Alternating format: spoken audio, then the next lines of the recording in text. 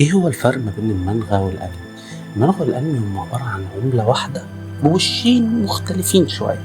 المانغا هي المادة الخام للانمي، هي اللي بتدينا كل الانميات اللي احنا بنتفرج عليها، والانمي هو عبارة عن تلوين وتحريك للمانغا دي.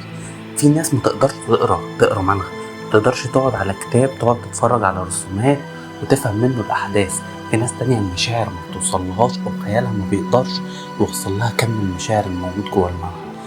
اما الانمي هو التفسير لده كله. في ناس بتحب تستمتع بالاصوات بتاعت الشخصيات، العا واليي اللي بتتقال طول الانمي. في ناس بتحب ده بشكل كبير جدا، هو ده اللي بيديها شغفها بالانمي. فالانمي هو عبارة عن تجسيد وتحريك للمانغا.